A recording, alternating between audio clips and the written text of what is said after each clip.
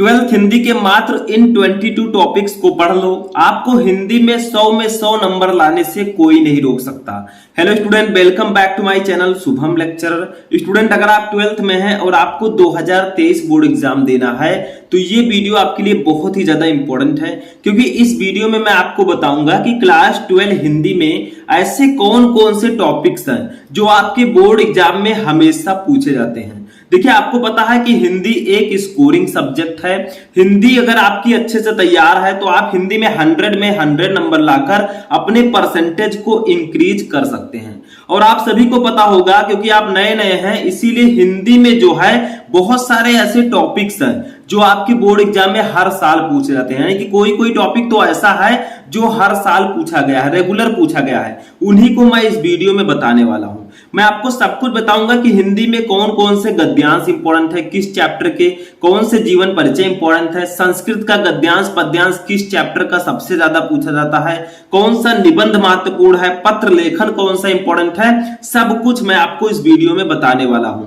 तो अगर आप 12th में हैं, 2023 बोर्ड एग्जाम देने वाले हैं, तो शुरू से लेकर लास्ट तक आपको ये वीडियो देखना है, क्योंकि अगर एक बार आप ये वीडियो देख लेंगे, आप हिंदी में यकीन मानिए कि 100 में 100 लेकर आएंगे। ठीक है, तो अगर आप चाहते हैं कि इसी तरह मैं और भी सब्जेक्ट का वीडियो बनाऊं तो इस वीडियो को ज्यादा से ज्यादा लाइक कीजिए, चैनल पर नए चैनल को सब्सक्राइब कर लीजिए ताकि सभी वीडियो आपको टाइम से मिलते रहे। देखिए, 12th हिंदी के 22 टॉपिक्स, सबसे पहले हमें पता है कि आता है हिंदी के बहुविकल्पीय प्रश्न। जो हिंदी के बहुविकल्पीय प्रश्न है ये आपके दो पार्ट में डिवाइड होते हैं, एक हिंदी गद्य साहित्य के बहुविकल्पीय प्रश्न और एक हिंदी पद्य साहित्य के बहुविकल्पीय प्रश्न। ठीक है, अब ये आपका आता है 10 नंबर का। ठीक है, 10 नंबर का आएगा।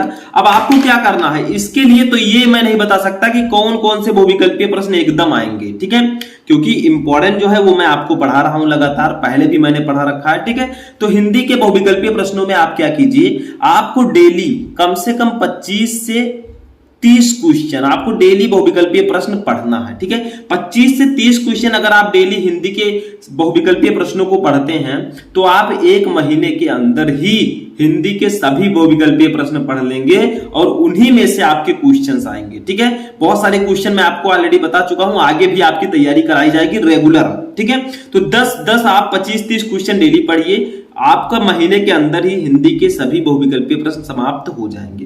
क्योंकि इसमें ये मैं नहीं बता सकता कि कौन सा इंपॉर्टेंट है। ठीक है, जो इंपॉर्टेंट होंगे वो मैं बताऊंगा आगे।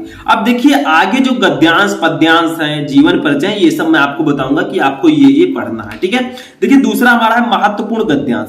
गद्यांश में आपको क्या क्या पढ़ना है, दो चैप्टर के गद्यांश सबसे ज्यादा पूछे जाते हैं। एक आपका है राष्ट्र का स्वरूप, एक है अशोक के फूल। ठीक है, राष्ट्र का स्वरूप वासुदेव फर्नांड अग्रवाल जी का है, अशोक के फूल हजारी प्रसाद द्विवेदी जी का है। ठीक है, अब ये आपको पढ़ना है, 10 नंबर का ये भी आएगा आपका। ठीक है, एक गद्यांश दे दिया जाएगा पैसेज टाइप का, उसके नीचे क्वेश्चन दे दिया जाएगा 5, आपको उसका आंसर देना होगा। ठीक है, तो ये आपको किस प्रकार से सॉल्व करना है ये सब मैं आपको आगे बताऊंगा। इसीलिए मैं बार बार कहता हूं कि जो हमारा सफलता बैच है उसको आप ज्वाइन कर लीजिए। अगर आप साइंस साइड के स्टूडेंट हैं तो 499 में आपको पूरे साल सभी सब्जेक्ट की तैयारी कराई जाएगी। ठीक है, ये सब मैं आपको उसमें बताऊंगा। अगर आप आर्ट साइड के स्टूडेंट हैं, सिर्फ हिंदी इंग्लिश का लेना चाहते हैं, तो 249 रुपए में आप हिंदी और इंग्लिश का पूरा कोर्स खत्म कर सकते हैं। तो आप लोग क्या करेंगे, आप लोग हमारे व्हाट्सएप नंबर जो हमारा है, ये देखिए मैं लिख दे रहा हूं 6390816076। ठीक है, इस पर आपको कॉल या मैसेज करना है।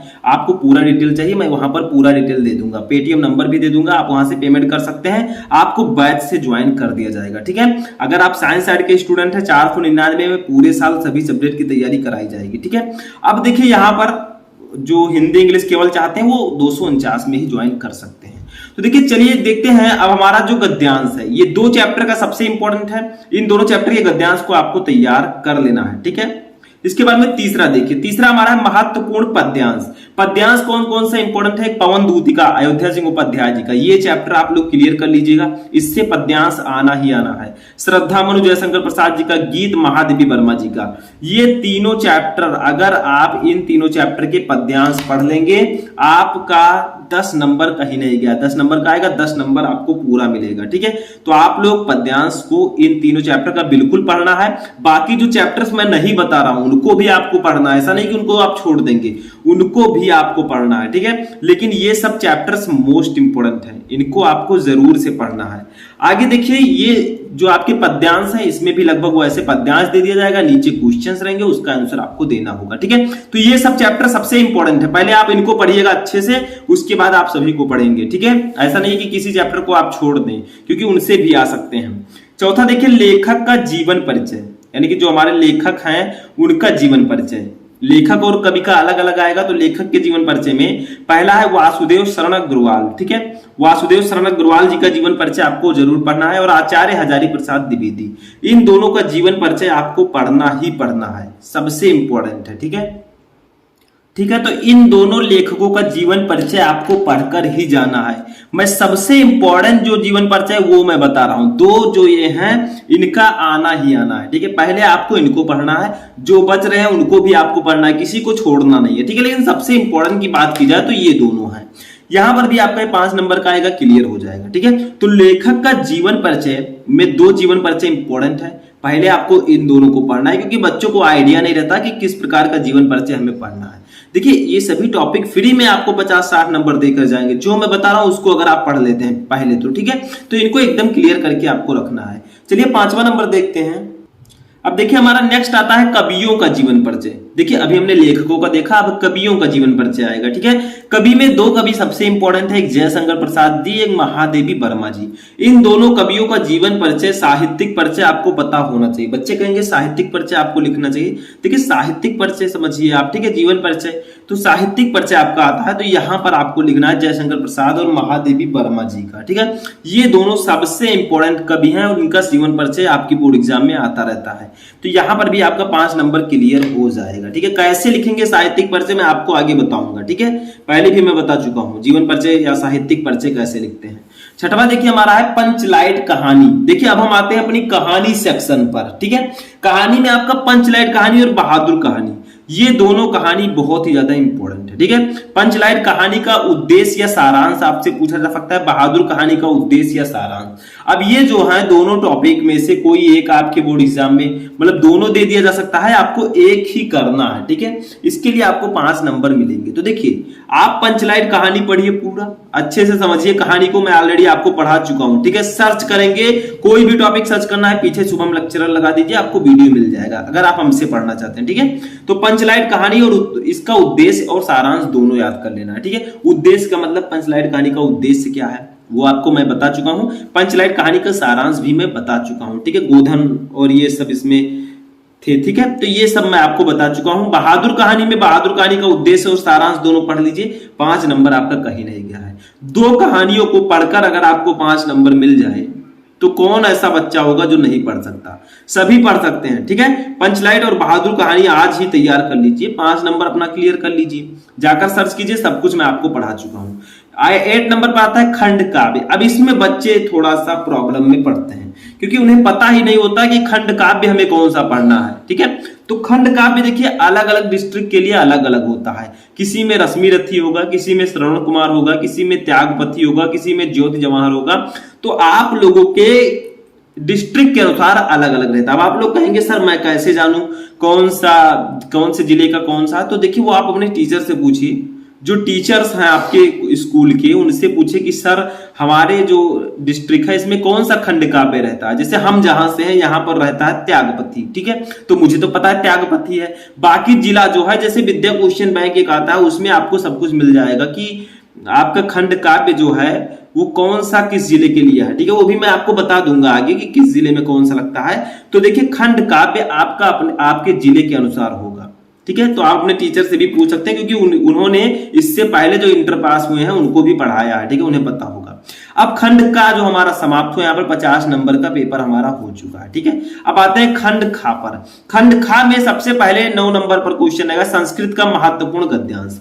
अब संस्कृत के महत्वपूर्ण गद्यांश, जैसे मैंने आपको हिंदी के महत्वपूर्ण गद्यांश में बताया कि 2 चैप्टर इंपॉर्टेंट हैं, राष्ट्र का स्वरूप अशोक के फूल, वैसे इसमें भी 2 चैप्टर इंपॉर्टेंट हैं, एक संस्कृत भाषा या महत्वम, एक महामना मालवीय। ठीक है, ये दोनों चैप्टर आपको जरूर से जरूर पढ़ना। पंचशील सिद्धांता भी है, उसको आप लोग तैयार कर लीजिएगा। तो 2-3 चैप्टर जो ट्रेंडिंग में चल रहे हैं, बाकी जो चैप्टर्स है वो भी आपको पढ़ना है, मैं पढ़ाऊंगा सब कुछ, ठीक है। तो ये आप लोग पढ़ सकते हैं, इसके लिए आपको दिया जाएगा 7 नंबर, ठीक है। अब आते हैं अपने 10वें पर, संस्कृत का महत्वपूर्ण पद्यांश या इसी को हम लोग बोलते हैं श्लोक, ठीक है। इसमें क्या है, जैसे आपका गद्यांश है वैसे पद्यांश भी। इसमें करना क्या होता है, गद्यांश में आपको दे दिया जाएगा संस्कृत का एक पैसेज, कहा जाएगा इसको संदर्भ लिखकर हिंदी में अनुवाद कीजिए। संदर्भ में आपको सिर्फ पाठ का नाम लिखना है और हिंदी में अनुवाद कर देना है। संस्कृत का महत्वपूर्ण पद्यांश सबसे महत्वपूर्ण चैप्टर है सुभाषित रत्नावली। इसमें एक ही चैप्टर है सुभाषित रत्नावली, जिससे श्लोक पूछे जाते हैं। बाकी जातक कथा में एक आध श्लोक होगा, वैसे दिया होगा नीचे, ठीक है। बाकी जो पद्यांश है उसका सिर्फ एक ही चैप्टर आप में है, सुभाषित रत्नावली। तब तो वैसे ही आपके 7 नंबर क्लियर हो गए। देखिए सुभाषित रत्नावली चैप्टर खोलिए, सभी पद्यांश का आप अर्थ निकालिए, ठीक है, बस 7 नंबर आपका पक्का। और ये एकदम फिक्स है कि सुभाषित रत्नावली चैप्टर से एक श्लोक आएगा जरूर। देखिए 2 श्लोक दिए जाएंगे, आपको एक ही करना होगा, तो एक ना एक श्लोक इस चैप्टर से आता है, तो ये ब्रह्मास्त्र है आपके लिए। 7 नंबर आपका हाथ में आपके है, फ्री में रखा है, ठीक है। इसीलिए मैं कहता हूं वीडियो को ध्यान से देखेंगे तभी समझ पाएंगे। तो सुभाषित रत्नावली चैप्टर को आपको जरूर पढ़ना है, इससे एक श्लोक आएगा ही आएगा, 100% गारंटी, ठीक है, हमेशा आता है। तो ये आपको पढ़कर जाना है, ठीक है। अब चलिए 11 नंबर देखते हैं। अब देखिए 11 नंबर हमारा है महत्वपूर्ण मुहावरे तथा लोकोक्तियां।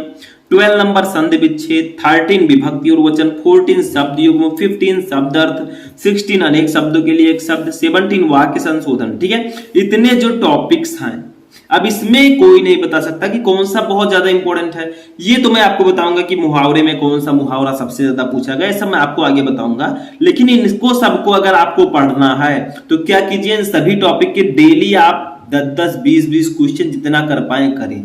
अगर एक एक टॉपिक का आप एक एक दिन में करते हैं, मान लीजिए मुहावरे अगर आप केवल पढ़ना चाहते हैं आज, तो आप क्या कीजिए, आधा घंटा निकाल लीजिए, मुहावरे पढ़ लीजिए, ठीक है। 10 दिन में आपका पूरा कंप्लीट। तो ये सभी जो टॉपिक्स मैंने आपको बताए 11 से लेकर 17 तक, ठीक है, वाक्य संशोधन तक, ये सभी टॉपिक आपको पढ़ना है, ज्यादा से ज्यादा इसके क्वेश्चंस को सॉल्व करना है, ठीक है।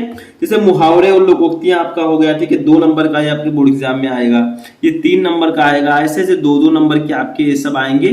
तो ये सब आपको पढ़ लेना है ताकि यहाँ पर आपका नंबर ना कटे और आपका सब कुछ क्लियर हो जाए, ठीक है। तो इसमें आपको क्या करना है, जैसे मुहावरे और लोकोक्तियां, संधि विच्छेद, इनके ज्यादा से ज्यादा आप क्वेश्चंस को पढ़ें, उसका आंसर पढ़ें। जितना ज्यादा क्वेश्चन आप पढ़े रहेंगे उतना ही ज्यादा बेनिफिट होगा आपके लिए, और आगे चलकर आपको बोर्ड एग्जाम में प्रॉब्लम नहीं होगी, पूरा नंबर आपको मिलेगा, ठीक है। ज्यादातर इसमें ऑब्जेक्टिव होते हैं, समझ में आ गया। अब देखिए 18 नंबर पर जो आता है, इसको आपको ध्यान देना है, रस, छंद, अलंकार, इन तीनों को आपको पढ़ना ही पढ़ना है और 6 नंबर अपना पक्का करना है। और ये 6 नंबर पक्का भी रहता है, क्यों? क्योंकि रस, छंद, अलंकार आपके बोर्ड एग्जाम में आना ही आना है, ठीक है। रस में आपको क्या क्या, जैसे आपका हास्य रस, करुण रस, वीर रस, ठीक है, श्रृंगार रस, ये सब आपको पढ़ लेने हैं। छंद में आपको क्या करना है, चौपाई, दोहा, सोरठा, कुंडलियां।